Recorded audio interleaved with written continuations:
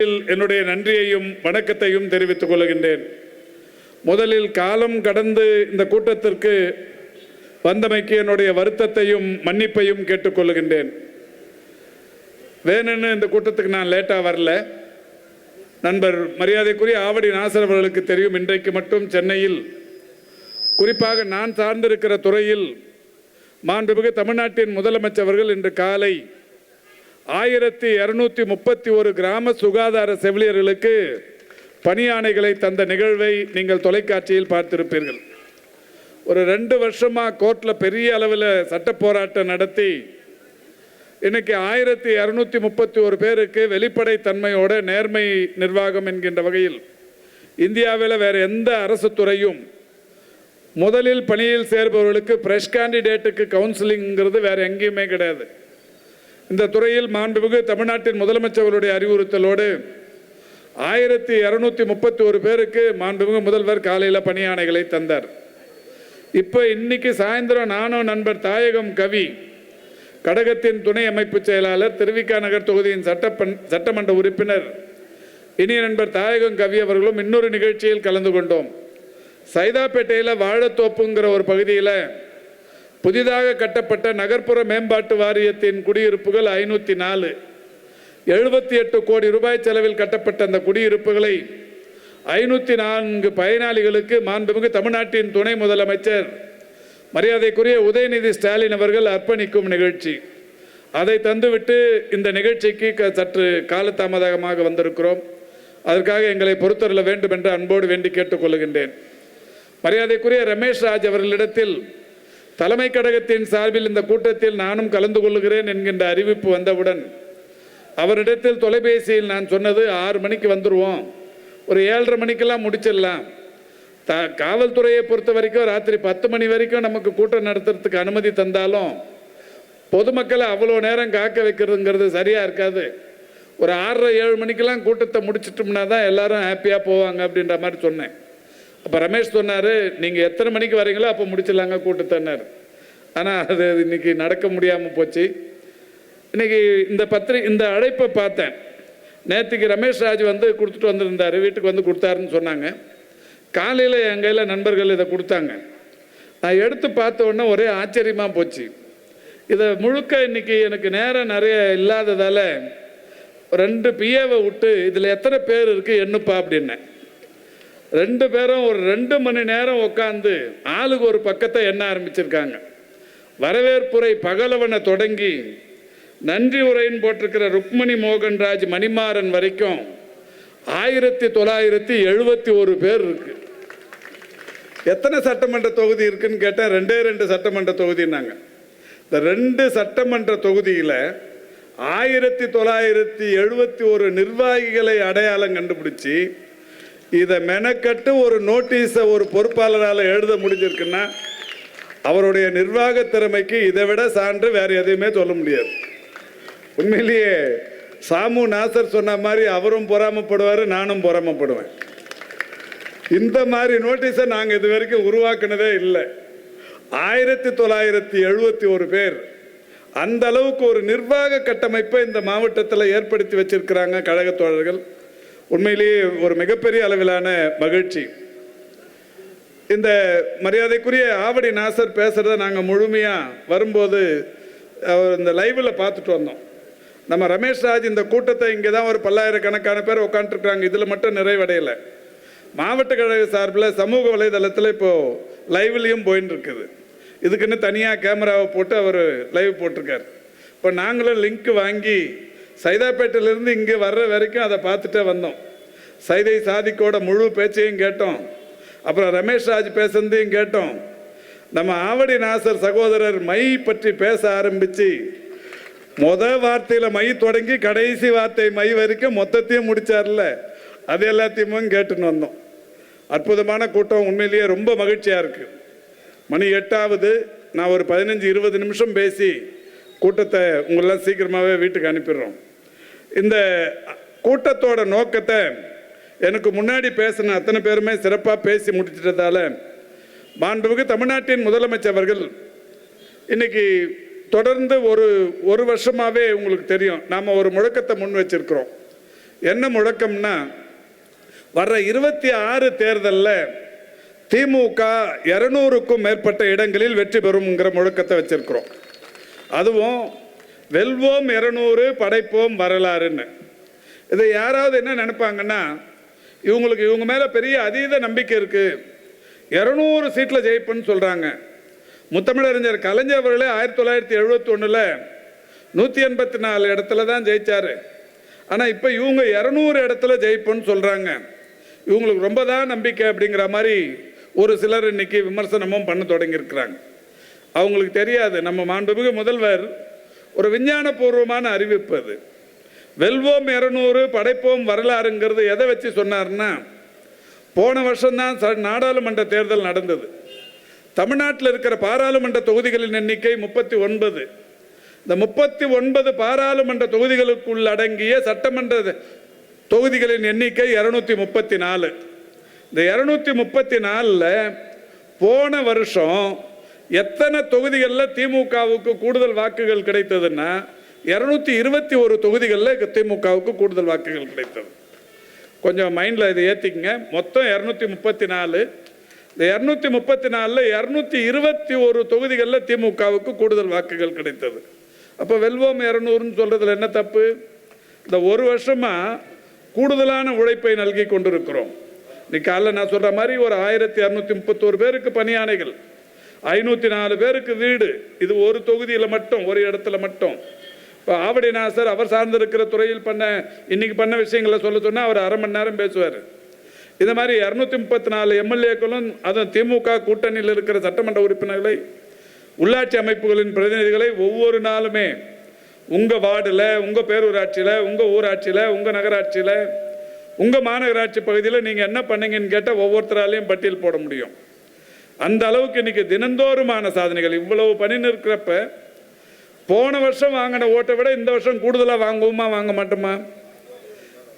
போன வருஷம் நம்ம 221 வாங்கும்போது மீதி எத்தனை தொகுதி இருந்தது?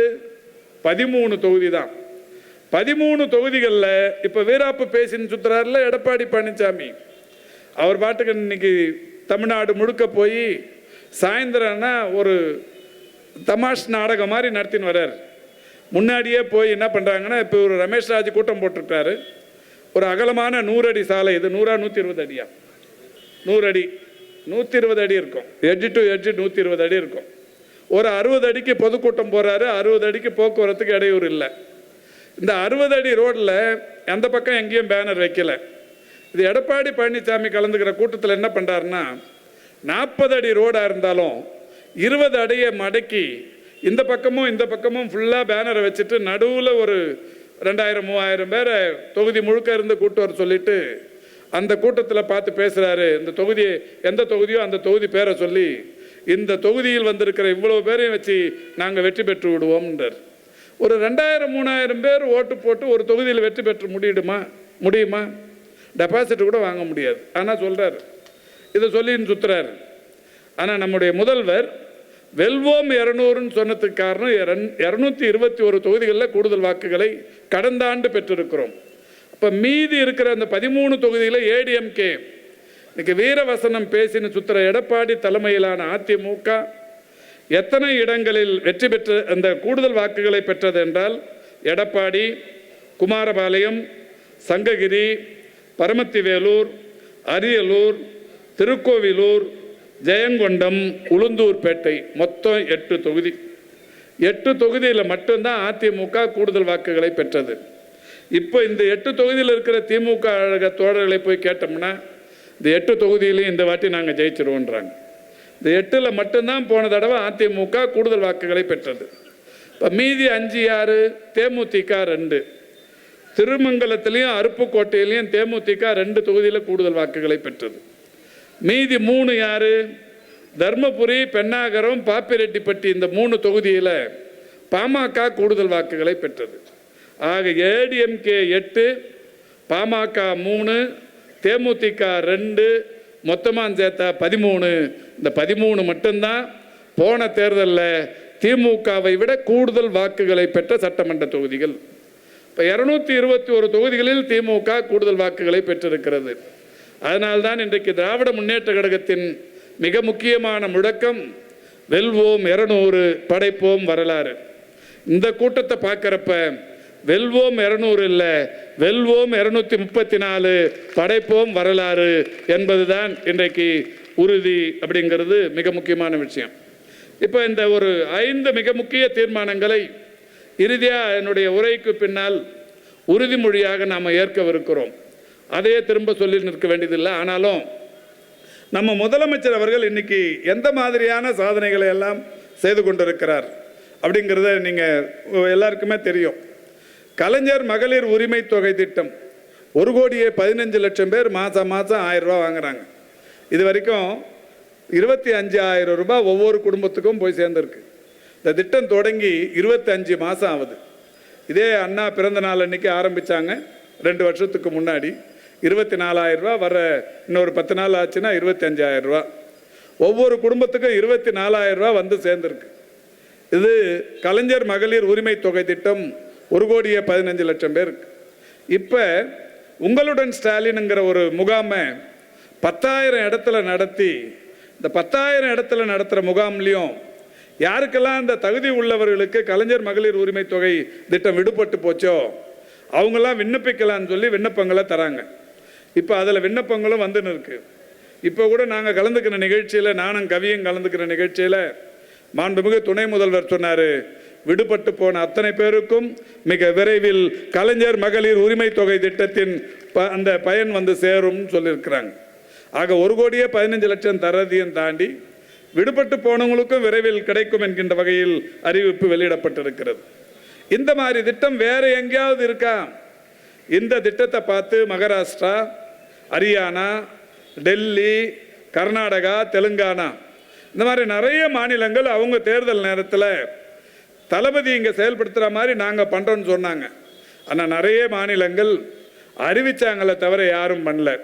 ஆனால் நம்முடைய மாண்புமிகு தமிழ்நாட்டின் முதலமைச்சர் அவர்கள் தான் சொன்னதை செய்வோம், செய்வதை மட்டுமே சொல்லுவோம் என்பதை சொல்லி இன்றைக்கு அந்த திட்டத்தை மிக சிறப்பாக இன்றைக்கு செயல்படுத்தி கொண்டிருக்கிறார்.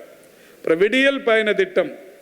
விடியல் பயண திட்டத்தால் நம்முடைய மகளிருக்கு, இந்த பேருந்தில் பயணம் செய்கிற மகளிருக்கு மாதந்தோறுமான சேமிப்பு தொகை எவ்வளோன்னு கேட்டால் ஒவ்வொருத்தருக்கும் 888 ரூபான்னு சொல்லி பொருளாதார அறிக்கை சொல்லுது. ஒரு தடவை நீங்கள் பயணம் பண்ணாலும் சரி, 2 தடவை பண்ணாலும் சரி, அதாவது ஒரு நாள் முழுக்க பேருந்துலேயே அங்கே ஏறி இங்கே இறங்கி, இங்கே ஏறி அங்கே இறங்கி எப்படி போனாலும் சரி, இந்த ஒட்டுமொத்த பயணங்கள் தமிழ்நாட்டில் ஒரு நாளைக்கு 65 லட்சம் பயணங்கள் நடக்குது. ஒரு நாளைக்கு 65 லட்சம் பயணங்கள். இதன் மூலம் ஒட்டுமொத்தமாக நடைபெற்றிருக்கிற பயணங்களின் எண்ணிக்கை இன்னைக்கு வரைக்கும் 780 கோடியே 16 லட்சம் பயணங்கள். இந்த திட்டத்தை தொடங்கினதுக்கு அப்புறம் 780 கோடியே 16 லட்சம் பயணங்கள், இலவச பயணங்கள் நடைபெற்றிருக்கிறது. நாளொன்றுக்கு 65 லட்சம் பயணங்கள் நடைபெற்று கொண்டிருக்கிறது. இதனால் வருகை தந்து வீட்டிருக்கிற மகளிருக்கு, இந்த இலவச பேருந்து பயணத்தை அனுபவிக்கிற மகளிருக்கு மாதம் ஒன்றுக்கு 888 ரூபாய் சேமிப்பாக இன்றைக்கு வந்து கொண்டிருக்கிறது. இந்த திட்டமும் கூட பல்வேறு மாநிலங்களில் இன்றைக்கு நாங்களும் செய்யவிருக்கிறோம் என்று சொல்லி இதை நகலெடுக்க தொடங்கி இருக்கிறார்கள். அதே மாதிரி காலை உணவு திட்டம் ஒரு திட்டம் உங்களுக்கு நல்லா தெரியும். இப்போ பகல் உணவு திட்டம்னு ஒன்று இருக்குது. அதுக்கு நிறைய பேர். சர்பிடி தியாகராயர் சென்னை மாநகரின் தலைவராக இருந்தபோது மதிய உணவு திட்டம்ங்கிற ஒரு திட்டத்தை எடுத்துகிட்டு வந்து சென்னை மாநகரின் ஏழை இளம் குழந்தைகளுக்கு மதிய உணவு தந்து அந்த திட்டத்தை தொடங்கி வைத்தார். அதற்கு பிறகு பெருந்தலைவர் காமராஜர் அவர்கள் அதே திட்டத்தை பகல் உணவு திட்டம் என்கின்ற வகையில் தமிழ்நாடு முழுவதிலும் செயல்படுத்தினார். அதுக்கப்புறம் புரட்சி தலைவர் எம்ஜிஆர் அந்த திட்டத்தை சத்துணவு திட்டம் என்று பெயரை மாற்றி அந்த திட்டத்தை செயல்படுத்தி அதை ஒரு இயக்கமாகவே மாற்றினார். முத்தமிழறிஞர் கலைஞர் பார்த்தார் 2011 சத்துணவுன்னு சொன்னால் உண்மையில் சத்துணவாக இருக்கணும். ஆகவே இந்த சத்துணவு திட்டத்தில் பயன்படுற குழந்தைகளுக்கு வாரத்துக்கு 5 முறை முட்டைகள், முட்டை சாப்பிடாத குழந்தைகளுக்கு வாழைப்பழங்கள்னு சொல்லி அந்த சத்துணவை உண்மையான சத்துணவாக மாற்றி தந்தவர் முத்தமிழறிஞர் கலைஞர். ஆக இந்த சத்துணவை எடுத்துக்கணும்னா அதுக்கு உரிமை கொண்டாடுறதுக்கு சர்பிடி தியாகராயர், பெருந்தலைவர் காமராஜர், புரட்சி தலைவர் எம்ஜிஆர், நம்முடைய முத்தமிழறிஞர் கலைஞர். ஆனால் இன்னைக்கு இந்த காலை உணவு திட்டம்ங்கிற இந்த திட்டத்தை இன்னைக்கு உலகம் முழுக்க பாராட்டினிருக்கு. கனடா நாட்டில் இதை நாங்கள் செயல்படுத்துகிறோன்னு சொல்கிறாங்க, இலங்கையில் நாங்கள் செயல்படுத்துகிறோன்னு சொல்கிறாங்க, இந்தியாவில் 7-8 மாநிலங்கள் நாங்களும் செயல்படுத்துகிறோன்னு சொல்கிறாங்க. சமீபத்தில் நம்முடைய முதல்வர் அவர்களோடு கலந்து கொண்ட பஞ்சாப் மாநில முதல்வர் நானும் உடனடியாக என்னுடைய அமைச்சரவையை கூட்டி பஞ்சாபிலும் இதை செயல்படுத்துவேன் சொல்லிட்டு போயிருக்காருன்னு சொன்னால் அந்த திட்டத்தில் பயன்பெறுகிறவர்களுடைய எண்ணிக்கை 35,000 பள்ளிகளில் 28 லட்சம் குழந்தைகள் பயன்பெற்று கொண்டிருக்கிறார்கள். இந்த திட்டத்தை போல ஒரு மகத்தான திட்டம் வேறு எங்கேயும் இல்லை. அது மாதிரி இன்னும் ஏராளமான திட்டங்கள். சமீபத்திய திட்டம் தாயுமானவர் திட்டம். இங்கே வந்திருக்கிற அத்தனை பேருக்கும் அந்த திட்டத்தின் நோக்கம் தெரியும். 70 வயசை கடந்தவங்க, யாரெல்லாம் 70 வயதை கடந்தவர்கள் இருக்கிறார்களோ, யாரெல்லாம் மாற்றுத்திறனாளிகளோ, அவங்களுக்கான குடும்ப அட்டைகள் வைத்திருப்பார்களே, ஆனால் அவங்க ரேஷன் கடையில் போய் பொருள் வாங்கின்னு வர்றதில் மிகப்பெரிய அளவிலான நெருக்கடி இருந்தது. அவங்க அந்த ரேஷன் கடையில் போய் ஒரு பொருள் வாங்கிறதுக்கு காத்துன்னு இருக்க வேண்டிய சூழலும் இருந்தது. இந்த 70 வயதை கடந்த முதியோர்கள், அதே மாதிரி மாற்றுத்திறனாளிகள் ஏறத்தாழ 21,71,000 குடும்ப அட்டை வைத்திருப்பவர்களுக்கு மாண்புமிகு முதல்வர் ஒரு திட்டத்தை அறிவித்தார். இனிமேல் நீ ரேஷன் கடைக்கு வர வேண்டியதில்லை, ரேஷன் பொருள் உன் வீடு தேடி வரும்னு சொல்லி வீட்டுக்கு எடுத்துகிட்டு போய் கொடுத்துட்டுருக்குறாங்க. அந்த திட்டத்திற்கு பெயர் தாயுமானவர் திட்டம். இன்னைக்கு உண்மையிலேயே அந்த திட்டத்தின் பலன் 2 மாதமாக சென்றடைந்து கொண்டிருக்கிறது. நீங்களும் யாராவது கழகத்தோழர்கள் முதியவர்களை பார்த்து இந்த திட்டத்தின் பலன் எப்படி இருக்கிறது என்று கேட்டால் அவங்க பேசுறதில்ல, அழறாங்க. இந்த மாதிரியான ஒரு முதலமைச்சரை இது வரைக்கும் இந்த நாடு கண்டதில்லை. நாங்கள் இது வாங்க முடியலைங்கிற எங்கள் கஷ்டத்தை புரிஞ்சுக்கின்னு வீட்டுக்கே எடுத்துகிட்டு வந்து தராங்க அப்படின்னு சொல்கிற எந்த அளவுக்கு இன்னைக்கு மகிழ்ச்சி கொண்டாடி கொண்டிருக்கிறார்கள். இப்போ இன்னொரு திட்டம் போன வாரம் பண்ணாங்க முதலமைச்சர், அன்பு கரங்கள்னு ஒரு திட்டம். இது என்ன அன்பு கரங்கள்? இப்போ இந்த மீஞ்சூர் பகுதியில் யாராவது அப்பா அம்மா 2 பேரும் இறந்து குழந்தைங்க இருந்தால் அந்த குழந்தைங்களோட படிப்புக்கு மாதத்துக்கு 2,000 ரூபா, 18 வயசு வரைக்கும் அந்த குழந்தைக்கு 2,000 ரூபா கொடுக்குற திட்டம் தான் அன்பு கரங்கள்ங்கிற திட்டம். சரி, நீங்கள் கேட்கலாம், 2 பேர் இறந்தா இது தரீங்க, அப்பாவோ அம்மாவோ யாராவது ஒருத்தர் இறந்துட்டு சிங்கிள் பேரண்ட்டாக இருந்தால் அந்த குழந்தைங்களை காப்பாற்றுறதுல சிரமம் இருக்குது, அவங்களுக்கு என்ன வழின்னு கேட்குறீங்க. அதுக்கும் முதலமைச்சர் ஒரு தீர்வு கண்டார். சிங்கிள் பேரண்ட்டாக இருந்து அவர் நீண்ட நோய்வாய்ப்பட்டவராக இருந்தால், இல்லை ஜெயிலில் இருந்தால், இல்லை அவரால் வேலைக்கு போக முடியாதுங்கிற சூழலில் இருந்தால், அல்லது இந்த குழந்தைய எனக்கு வேணாம், மனைவி இறந்துட்டாங்க, இனிமேல் இந்த குழந்தைய என்னை காப்பாற்ற முடியாது அப்படின்னு ஓடி போயிட்டு இருந்தால், இந்த மாதிரி எந்த காரணங்களுக்காகவோ அந்த குழந்தைய அவர் கண்டுக்காமல் விட்டுருந்தா அந்த குழந்தைக்கும் 2,000 ரூபா தரப்படும் சொல்லி அறிவித்து 6,082 குழந்தைகளுக்கு இன்றைக்கு இந்த மாதந்தோறும் 2,000 தருகிற இந்த மகத்தான திட்டத்தை தொடங்கி வச்சு முதலமைச்சர் சொன்னார், இந்த குழந்தைங்க எனக்கு ஓட்டு போடும், 7 வயசு 8 வயசு 10 வயசு குழந்தை இது ஓட்டா போடும். 2026 18 வயசானால் தானே ஓட்டு. இந்த திட்டத்தையே இப்போ தானே தொடங்குகிறோம். 18 வயசு வரைக்கும் தரோம். அது மட்டும் இல்லை, 18 வயசை தாண்டி உயர்கல்விக்கு போகும்போதும் இந்த திட்டத்தின் பலனை வேறு மாதிரி உயர்கல்வி சென்றடைவதற்கு, திறன் மேம்பாட்டு பயிற்சியை தருவதற்கு, உயர்கல்வியில் சேர்வதற்கு இந்த அரசு துணையாக இருக்கும்னு சொல்லியிருக்கிறாங்க. இந்த திட்டத்தை போல உலகில் வேறு எந்த தலைவரும் சிந்திச்சிருக்க முடியாது. மீஞ்சூரில் ஏதோ ஒரு கிராமத்தில் இருக்கிற ஏதோ ஒரு சூழலில் அப்பா அம்மாவை இழந்த குழந்தைய அவங்க பாட்டி வளர்ப்பாங்க, பெரியப்பா மாமா சித்தப்பான்னு யாரோ ஒரு உறவு முறை வளர்ப்பார்கள். ஆனால் நம்முடைய தளபதி அவர்கள் தாயுமானவராக இருந்து அந்த குழந்தையின் தந்தையாக அப்பாவாக இருந்து அந்த குழந்தைகளுக்கு இன்றைக்கு பாதுகாப்பாக அந்த திட்டத்தை செயல்படுத்தி கொண்டிருக்கிறார்கள். இந்த திட்டத்தை போல இன்னொரு சிறப்புக்குரிய திட்டத்தை வேறு எதையும் சொல்ல முடியாது. இப்போ மாணவர்களுக்கு அடிக்கடி நம்முடைய முதல்வர் சொல்றது, நானும் ஆவடி நாசர் போன்றவர்களும், பெருமதிப்பிற்குரிய கோவிந்தராஜ், அதே மாதிரி நம்முடைய தாயகம் கவி போன்றவர்கள் சட்டமன்றத்தில் அமர்ந்திருக்கிற போதெல்லாம் ஒவ்வொரு முறையும் நம்முடைய தலைவர் தளபதி அவர்கள் சொல்லுகிற போது சொல்வது, கல்வியும் மருத்துவமும் எனது 2 கண்கள் என்று சொல்லுவார். உண்மையில் அந்த கல்வியையும் மருத்துவத்தையும் வளர்த்தெடுப்பதற்கு அவர் செய்து கொண்டிருக்கிற பணிகள் ஏராளம் ஏராளம். நான் அந்த காலை உணவு திட்டம் சொன்னேன்ல, அந்த மாதிரியே 6லிருந்து 12 வரைக்கும் அரசு பள்ளிகளில் படிக்கிற பெண் குழந்தைகளுக்கு மாதந்தோறும் 1000 ரூபாய் தந்து உயர்கல்வி படிப்பதற்கு வழியை ஏற்படுத்தி தந்திருக்கிறார். பெண்களுக்கு கொடுத்த உடனே மாணவர்களுக்கும் தரணுங்கிற கோரிக்கை வலுப்பெற்றது. இப்போ மாணவர்களுக்கும் தரன்னு சொல்லி இன்னைக்கு அதுக்கும் கொடுத்து, குழந்தைகள் முதல் குடுகுடு கிழவர்கள் வரை அனைத்து தரப்பினரும் பயன்பட்டு வருகிறார்கள். இந்த ஆட்சியை பார்த்து தமிழ்நாட்டில் நம்முடைய முதல்வர் செய்த வளர்ச்சி என்ன, சாதனை என்னன்னு சொல்லி இன்னைக்கு ஒரு சிலர் பேச கிளம்பிட்டான். அவங்களுக்கெல்லாம் தெரியாது இந்த தமிழ்நாட்டின் இன்றைக்கான இந்த வளர்ச்சி என்பது சாதாரணமான ஒன்றல்ல. ஒரு 14 வருஷத்துக்கு முன்னாடி முத்தமிழறிஞர் கலைஞர் முதலமைச்சராக இருந்தபோது தான் 2010-2011 தமிழ்நாட்டின் பொருளாதார வளர்ச்சி 13.12%. 13.12% அன்னைக்கு கலைஞர் முதலமைச்சராக இருந்தபோது 2010-11. அதுக்கப்புறம் நீங்கள் தொடர்ச்சியாக அந்த 14 வருஷம் பார்த்தீங்கன்னா 6%, 7%, 8க்குள்ளே தான் தமிழ்நாட்டில் இருந்தது. இந்த 13.12 தான் இந்தியாவிலே அதிகமான சதவிகிதம். சரி, இந்தியாவின் சராசரி சதவிகிதம் எவ்வளோன்னு பார்த்தீங்கன்னா வெறும் 6.5%. இந்தியாவின் பொருளாதார வளர்ச்சி 6.5%. இன்னைக்கு தமிழ்நாட்டின் பொருளாதார வளர்ச்சி கலைஞர் 14 வருஷத்துக்கு முன்னாடி 13.12, இன்னைக்கு அவருடைய மகன் முத்துவேல் கருணாநிதி ஸ்டாலின் 11.19. 11.19% திரும்பவும் இரட்டை இலக்கத்துக்கு வந்து இந்திய அளவிலான சதவிகிதம் 6.5, 2 மடங்கு இந்திய அளவிலான சதவிகிதத்தை காட்டிலும் தமிழ்நாடு இன்றைக்கு பொருளாதாரத்தில் வளர்ச்சி பெற செய்திருக்கிற இந்த சாதனையை மூடி மறைக்கிறதுக்கு இன்னைக்கு எவ்வளவு பேர் முயற்சி பண்றான்.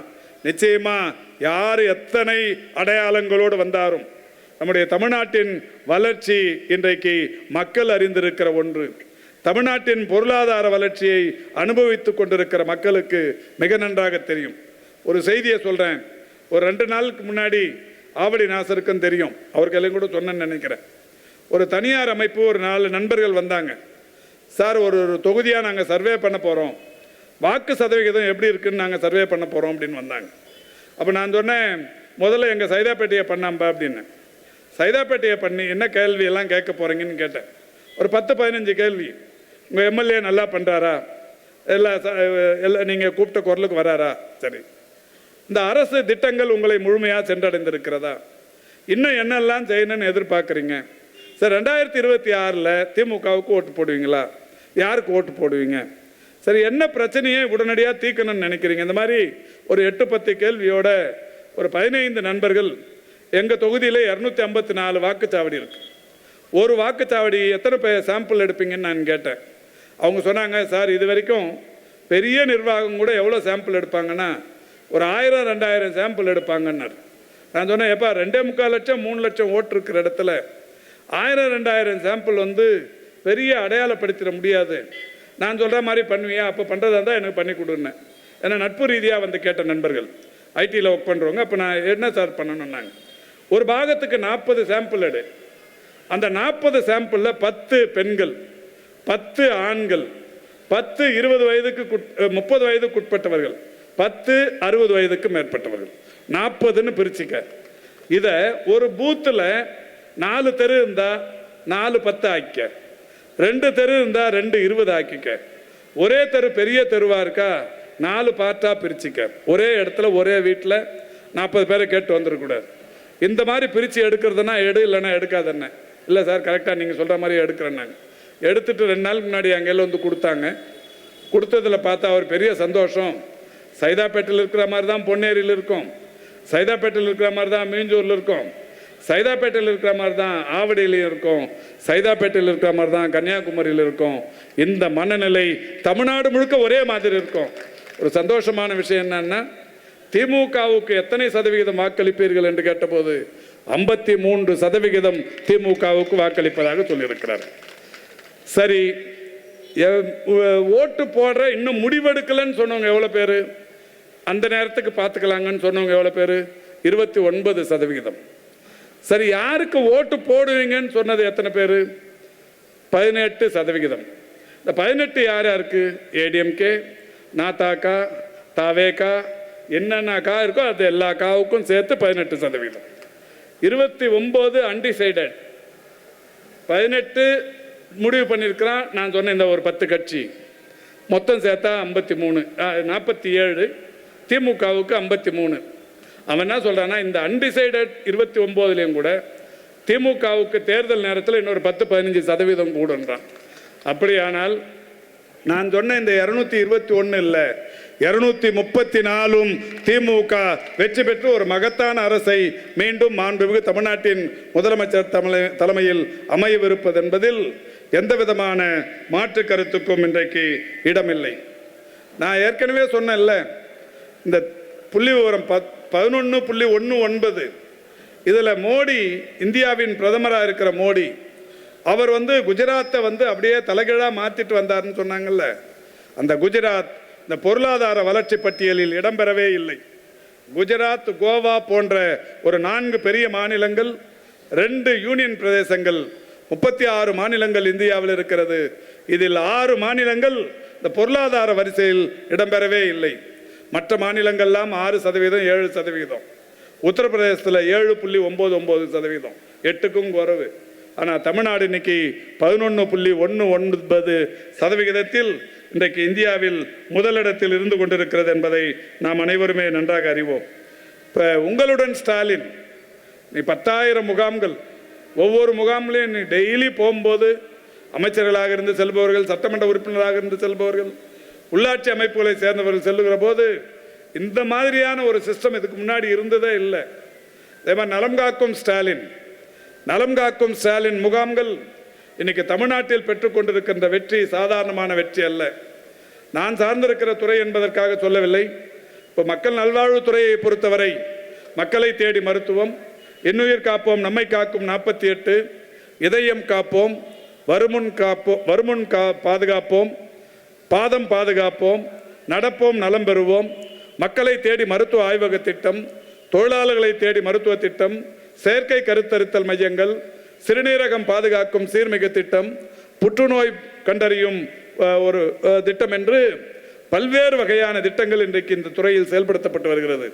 இந்த துறைகளை எல்லாம் கடந்து, இந்த சிறப்பு பிரிவுகளை எல்லாம் கடந்து இன்னைக்கு மாண்புமிகு முதல்வர் அவர்களால் அறிவிக்கப்பட்டிருக்கிற ஒரு சிறப்புக்குரிய திட்டம் நலம் காக்கும் ஸ்டாலின்.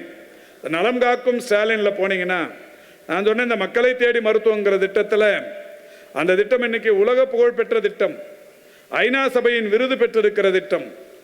உலக அளவில் ஒரு நாடு அல்லது ஒரு மாநிலம் அல்லது ஒரு பகுதி மக்களை நேரடியாக தேடி சென்று மருத்துவம் பார்க்கிற ஒரே ஊர் தமிழ்நாடு என்கின்ற காரணத்தினால் 2024 செப்டம்பர் 25 நியூயார்க்கில் கூடிய ஐநா சபையின் பொது சபை கூட்டம் தமிழ்நாடு வீடுகளுக்கே தேடி சென்று மருத்துவம் பார்க்கிறது, தொற்றா நோய்களுக்கு மிக சிறப்பான தீர்வை கண்டு கொண்டிருக்கிறது என்கின்ற வகையில் United Nations inter agency task force award என்கின்ற ஒரு விருதை ஐநா நம்முடைய மாண்புமிகு தமிழ்நாட்டின் முதலமைச்சர் அவர்களுக்கு தந்து மகிழ்ந்திருக்கிறது.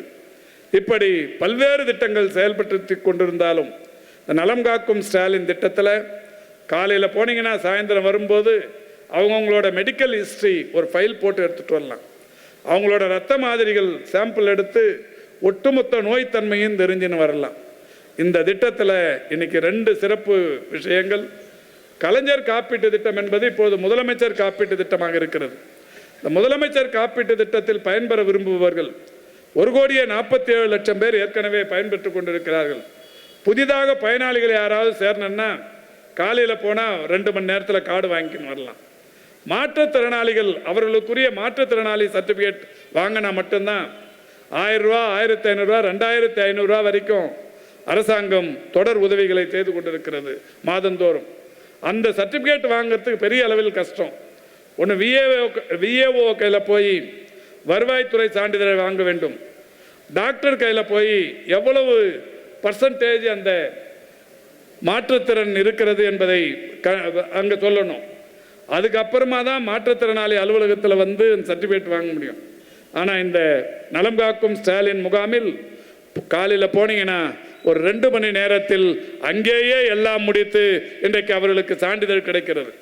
தமிழ்நாட்டை பொறுத்தவரை ஒரு 15 லட்சத்திலிருந்து 16 லட்சம் மாற்றுத்திறனாளிகள் இருக்கிறார்கள். அவர்களெல்லாம் இன்றைக்கு மகிழ்ச்சி வெள்ளத்தில் திளைத்து கொண்டிருக்கிறார்கள். அதனால்தான் எல்லா மாற்றுத்திறனாளிகள் அமைப்பும் ஒன்று கூடி கடந்த 3-4 மாதங்களுக்கு முன்னால் வள்ளுவர் கோட்டத்தில் 80 கோடி ரூபாய் செலவில் புனரமைக்கப்பட்ட அந்த வள்ளுவர் கோட்டத்தில் மாண்புமிகு தமிழ்நாட்டின் முதலமைச்சர் அவர்களுக்கு மாற்றுத்திறனாளிகளின் இரட்சகன் நீதான் என்று சொல்லி நம்முடைய முதல்வர் அவர்களுக்கு பாராட்டு விழாவை நடத்தினார்கள். இன்னைக்கு நம்முடைய மாண்புமிகு முதல்வர் போன வாரம் ஒரு செய்தியை சொன்னார். நோயாளின்னு இனிமேல் சொல்லாதீங்க, அது எந்த நோய் பாதிப்புக்குள்ள வந்தாலும் இது வரைக்கும் நோயாளின்னு தான் சொல்லின்னு இருப்பாங்க. ஆனால் நம்முடைய முதல்வர் சொன்னது, இனிமேல் அவர்கள் நோயாளிகள் என்று அழைக்கப்படக்கூடாது, மருத்துவ பயனாளர்கள் என்று அழைக்கப்பட வேண்டும் அப்படின்னு சொல்லி இன்னைக்கு அரசாணை போட சொல்லியிருக்காங்க. அந்த வகையில் இன்றைக்கு அரசாணை போடப்பட்டிருக்கிறது. இப்படி பல்வேறு திட்டங்கள் தமிழ்நாட்டில் இன்றைக்கு மிக சிறப்பாக செயல்படுத்தப்பட்டு கொண்டிருக்கிறது. மக்கள் நல்வாழ்வுத்துறை மட்டுமல்ல, சிறுபான்மையினர் நல உரிமை பிரிவாக இருந்தாலும், அயல்நாட்டில் வசிக்கிற தமிழர்களின் உரிமைகளை பாதுகாக்கிற விஷயங்களாக இருந்தாலும், கல்வித்துறையாக இருந்தாலும், தொழில்துறையாக இருந்தாலும், வேளாண் துறையாக இருந்தாலும், எல்லா துறைகளிலும் இன்றைக்கு சாதனைகள் என்பது மகுடத்தின் உச்சத்தில் ஒட்டுமொத்த நாடே எதிர்பார்க்கும், இன்றைக்கு அண்ணாந்து பார்க்கின்ற வகையில் நம்முடைய சாதனைகள், நம்முடைய மாண்புமிகு தமிழ்நாட்டின் சாதனைகள் இன்றைக்கு மிகப்பெரிய அளவில் இருந்து கொண்டிருக்கிறது. எனவேதான் இன்றைக்கு நாம் உறக்க சொல்வது, ஓரணியில் தமிழ்நாடு. இங்கே கூட நம்முடைய ரமேஷ்ராஜ் பேசும்போது சொன்னார், ஓரணியில் தமிழ்நாடு என்கின்ற திட்டத்தை ஜூலை 1ஆம் தேதி மாண்புமிகு முதல்வர் அவர்கள் தொடங்கி வைக்கவிருக்கிறோம் என்று அண்ணா அறிவாலய வளாகத்தில் பத்திரிகையாளர் அறிவிப்பில் சொன்னார். 2ஆம் தேதி இதே போன்ற கூட்டங்கள் தமிழ்நாடு முழுவதிலும் விளக்க கூட்டங்களை நடத்தினோம். 3ஆம் தேதி வீடுகள் தோறும் சென்றோம். அப்போது நம்முடைய முதல்வர் கழக தலைவர் சொன்னது, ஒரு 30% வாக்காளர்களை திமுக கழகத்தில் இணைப்பதற்கு நடவடிக்கை எடுக்க வேண்டும் என்றார். ஒட்டுமொத்த வாக்குகளில் 30% சேர்க்கணும்னார். ஒரு வாரம் தான் ஆச்சு. போகிற இடத்துல நாசர் போனாலும் சரி, கோவிந்தராஜ் போனாலும் சரி, ரமேஷ்ராஜ் போனாலும் சரி, அந்த வீட்டுக்கு போனால் எதிர் வீட்டுக்காரங்க கூப்பிட்றாங்க, பக்கத்து வீட்டுக்காரங்க கூப்பிட்றாங்க, ஏங்க அதோடு போயிடாதீங்க, நாங்களும் சேர்றோம், இங்கே வாங்க, நீங்கள் எதுக்காக வந்திருக்கிறீங்க தெரியும், வாங்க இங்கே வாங்க. இந்த மாதிரி கூப்பிட்டு சேர்றதை பார்த்ததுக்கப்புறம் முதல்வர் அறிவித்தார் 40%. இன்றைக்கி அதில் ஒரு பெரிய விசேஷம் என்னன்னா, எவ்வளோ பேர் சேர்ந்துருக்குறோன்னு சொல்லலை. ரமேஷ்ராஜ் சொன்னார் 1 கோடி பேர்னார். 1 கோடி பேர் இல்லை, 1 கோடி குடும்பங்கள் இணைந்திருக்கிறது. தமிழ்நாட்டில் ஒட்டுமொத்தமாக 1 கோடியே 80 லட்சம் குடும்பம் இருக்கும். இன்னைக்கு 1 கோடியே 80 லட்சம் 75 லட்சம் குடும்பங்கள் இருக்கிறது. இந்த 1 கோடியே 75-80 லட்சம் குடும்பங்களில் 1 கோடி குடும்பங்கள் திமுகவில் இணைந்திருக்கிறது. அப்படியானா ஒரு குடும்பத்தில் எத்தனை பேர் இருப்பாங்க, உறுப்பினர் எவ்வளோ பேருங்கிறதெல்லாம் நீங்கள் கணக்கெடுத்துக்கலாம். இந்த கூட்டத்தோட நோக்கமே, வருகை தந்திருக்கிற நாம் 1971 பேர் பிட் நோட்டீஸில் இருக்கிறோம். இந்த 1971 பேருமே இந்த 1 கோடி குடும்பங்களை நம்முடன் இணைத்திருக்கிற இந்த சூழலில் வருகிற 26ஆம் தேதி 26ஆம் ஆண்டு தேர்தல் நடக்கும்போது இந்த குடும்பங்களை எல்லாம் தேர்தல் களத்திலும் இணைத்து உதயசூரியனில் கரைய வைத்தீர்களேயானால், உதயசூரியனில் உதிக்க வைத்தீர்களேயானால் 234 தொகுதிகளிலும் லட்சக்கணக்கான வாக்குகள் வித்தியாசத்தில் நின்றவர்கள் எல்லாம் வென்றார்கள் என்கின்ற ஒரு நிலை உருவாக இருக்கிறது என்பதை மகிழ்ச்சியோடு எடுத்து கூறி, இப்பொழுது அந்த உறுதிமொழியை நான் படிக்கிறேன். வருகை தந்திருக்கிற அத்துறை பேருமே எழுந்து நின்று தங்களுடைய கைகளை நம்முடைய ஒவ்வொருடைய தோளுக்கு நேரே